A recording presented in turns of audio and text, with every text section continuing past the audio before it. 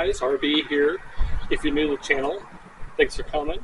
We're in for exciting times here. If you're returning, I believe this is going to be video 3 in the segment.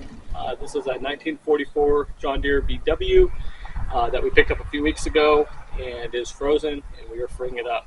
So let me show you what we're going to do tonight to remedy that situation. Okay, got off work today. Actually, I didn't work a whole lot today. I just did a lot of running around today. Anyways, so I got a little bit of light left, and so tonight's plan is we need to pull ahead. So I'll get the fuel line off of there, the carburetor off of there, the tube off of there on this side. That'll give us room, and the throttle rod. And then on this side, a little simpler, we have just the exhaust manifold, or the pipe to get off there. With all that gone, we should be able to unbolt the head and slide it forward and get it out of there. Then we can look at the pistons or the cylinders and see what's going on in there. So that's going to be the process. I'm going to go ahead and get set up, and I'm going to go ahead and get this pipe off first.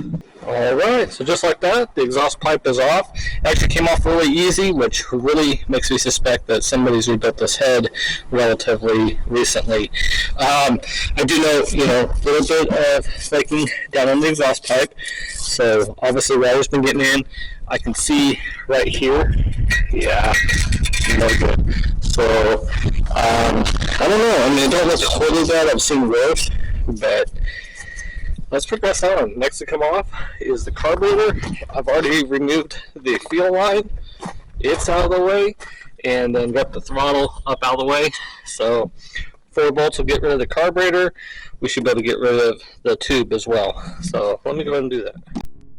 And like that, the carburetor is off. Let me go show you what I found here. So we start off with the tube, and look at this. Yeah.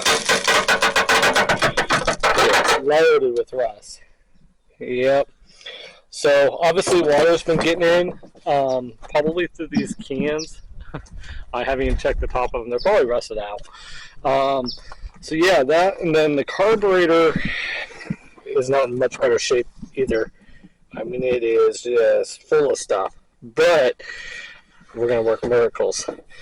So yeah, now that that's off, I'm going to go ahead and grab some bigger tools, and we'll go ahead and get this head knocked loose. I got to remove that water jacket first. I do remember that. So yeah, I'm going to do that next. Okay, I got most of the bolts out. I got one left right in the middle.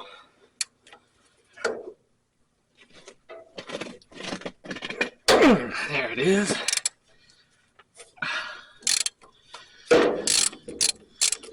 Okay.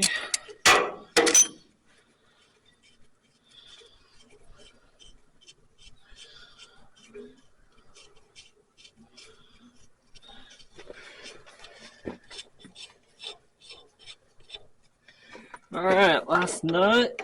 There's the oil orifice. Okay, they are all out. Let's set you guys up and let's see how easily this head comes off. All right, the moment we've been waiting for. Let the fun begin. These can be fun to take off. They can also be easy. It just depends. I just broke my pipe, darn it. Okay. Get these out of the way.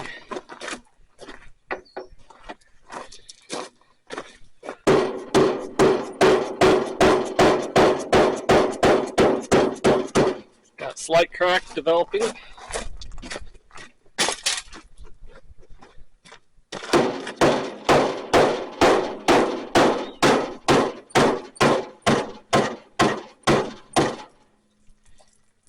All right.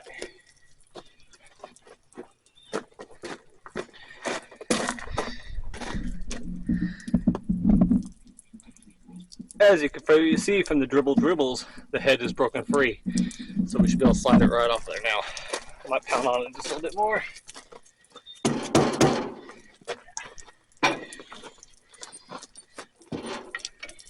It is gooped up. Someone's been in here.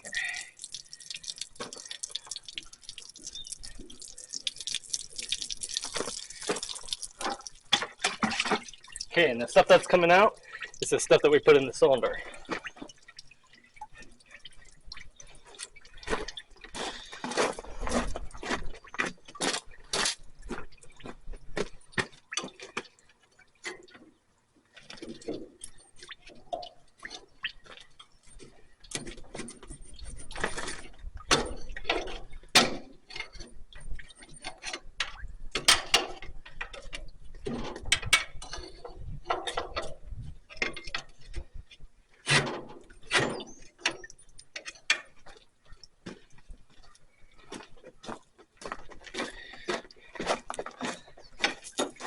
Spoiler alert, there was going to be no way we were going to get the thing freed up. I can see that right now.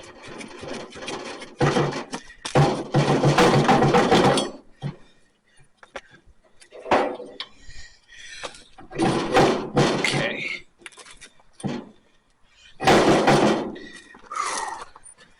Yikes. Holy moly.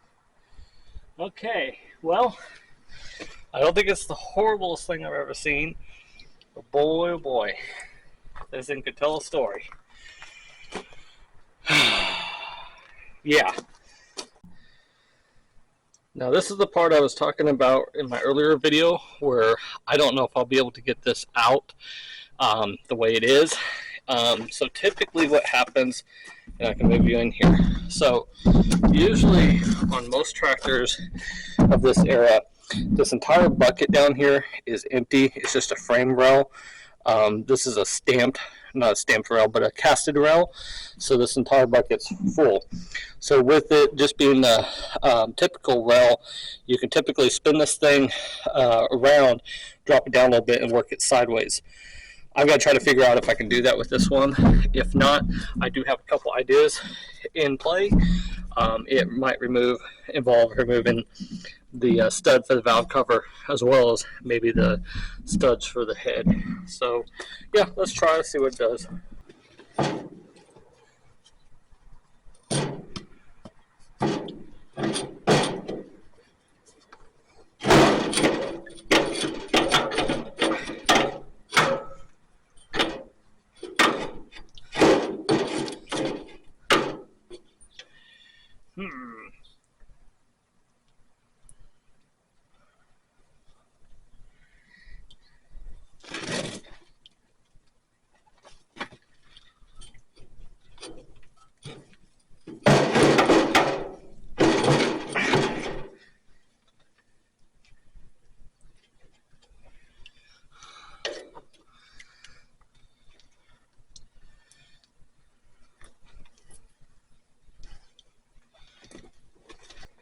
Okay, so I've discovered there is one more plug at the bottom of this, and I think it's like a 15/16 plug.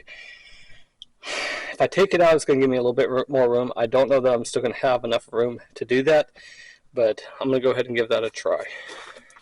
Okay, I got that plug out. It was actually a 1-inch plug, and I'm not 100% sure it didn't break off, but I still do have threads, so it should be all right there.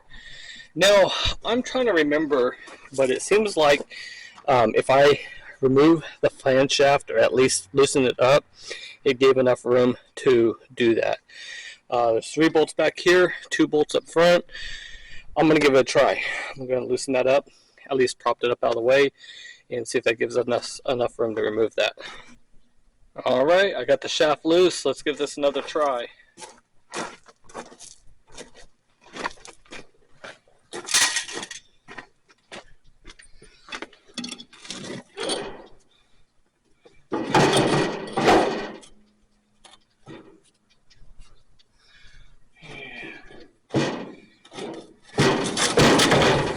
There we go.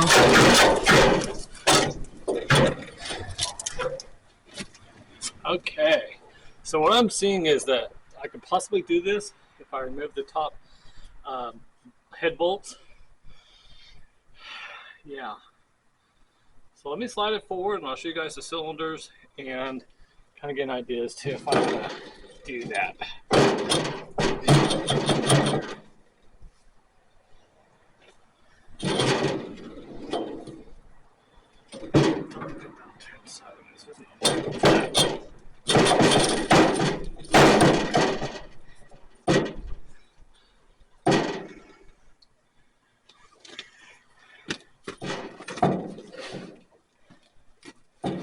Might be let's try something here.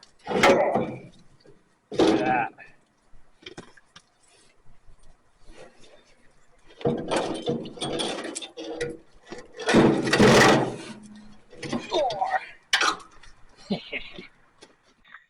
Guess what? It's out.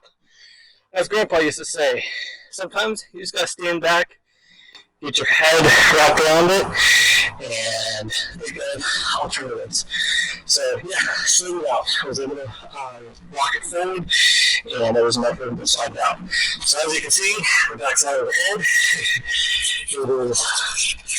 it's bad. Yeah, jeez, there's a lot of cleanup right there. Okay, that side, not too bad. A lot of sediment down in the crevice there. That's to be expected. We're going to be able to clean that up. We'll get the valves out there and really go down on that one. But then what we've been waiting for. Let's take a look at the cylinders. And number 2 first. Okay. Alright guys, so obviously this is the one that's almost top dead center. And it's chunky. Look at that cylinder. Lots of carbon in there, lots of moisture in there. Good layer. The cool thing is that the liquid feels like it's the diesel mixture that we put in there. So that means that it did penetrate. And we'll be able to knock that one back. Let's look at the other side.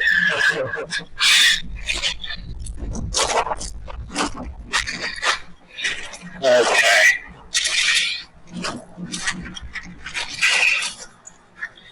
Yeah.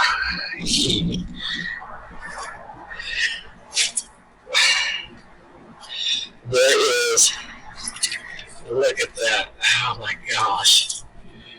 It's almost like a sand. Golly. Holy Toledo.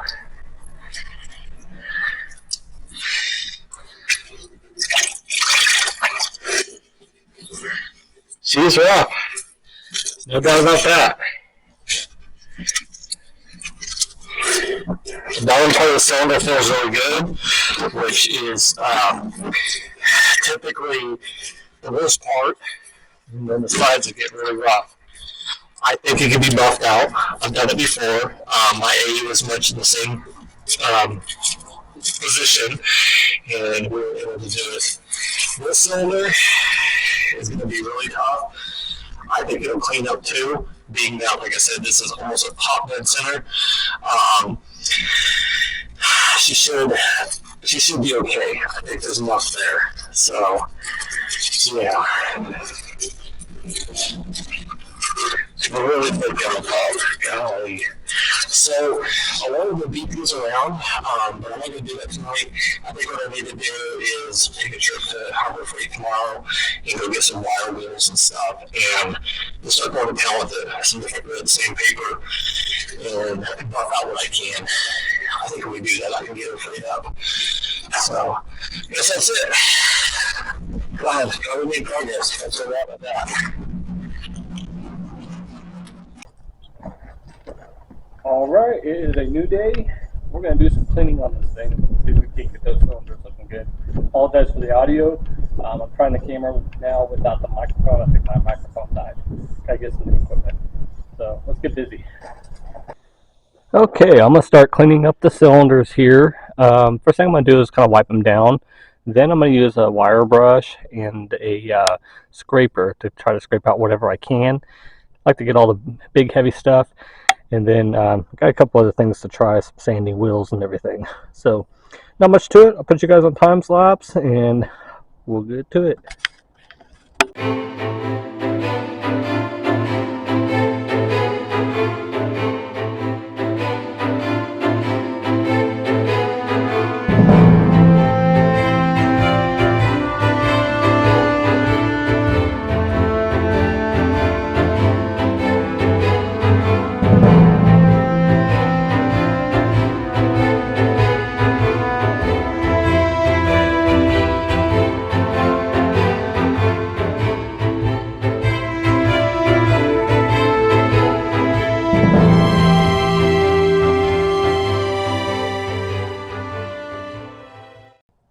Okay, so now that I've gone through with the wire brush and got everything all cleaned up, next thing I'm going to do is grab some sandpaper and just kind of get some of the high stuff knocked down.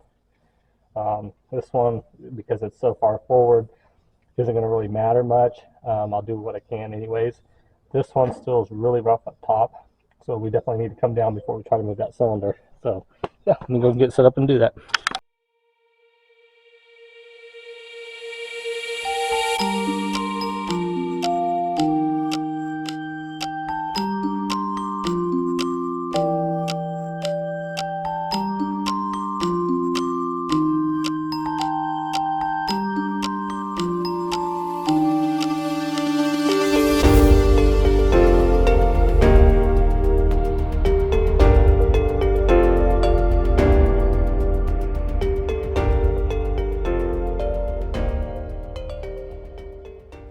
Okay, I got both sides cleaned up, feeling pretty good. There's a few lumps in there, but I think it's good enough that I can go ahead and do the next step.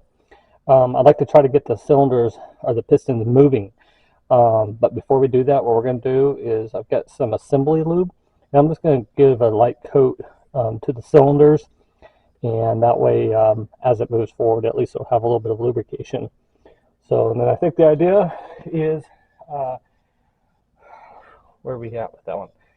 Yeah, we may try to tap this one back and see what it does. So yeah, I'm going to get set up and we'll get going.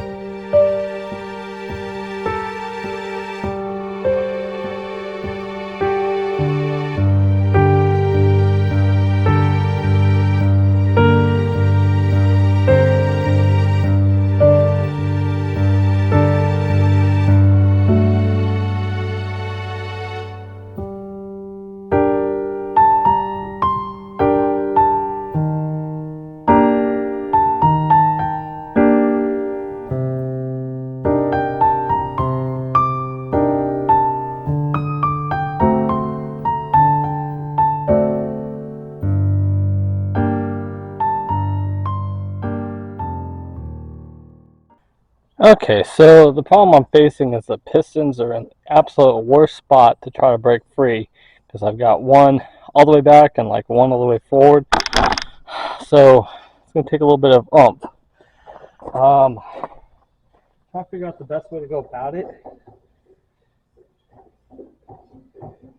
I don't know if I put it in gear and tried rocking the machine, if that would help, but give it a try. Well, guys, do you want the good news or the good news? Yeah, so we didn't get it freed up. I've beat on it as much as I can, feel comfortable doing. It's still frozen up. So here's what I'm looking at. I think what I'm going to go ahead and do is move this over to the pressure washer, get whatever grease and grime I can off of it, and then we're going to put it in the shop probably tomorrow. We'll let it dry overnight. Not the next project in line. I have to get that Gibson garden tractor done first. So it's still over in storage. I do need to get it brought over. I can do that sometime this week, but at least if this is in the shop, it'll be out of the elements, and we are in the reassembly portion of the garden tractor. So probably a month's time. It's going to get really busy. We're just entering harvest season, so I'm not going to have a whole lot of time to work on it, but at least if it's in the shop, I'll be enticed to do it. So kind of where I'm looking at, that garden tractor takes priority. I do need to figure out the Farmall MD. That'll be kind of next, because I have a feeling it's going to have to soak over the winter. But as long as this is in the shop, then we can start on it. So I'm excited. Got a new tractor to restore, and when we do it, we're going to go completely through it, step by step. So I think that's where we're at. I'm going to go ahead and cut the video short. I wish we got it freed up, but at least you guys can see the process of how to try to do it. And yeah, we'll continue on as soon as we get more info.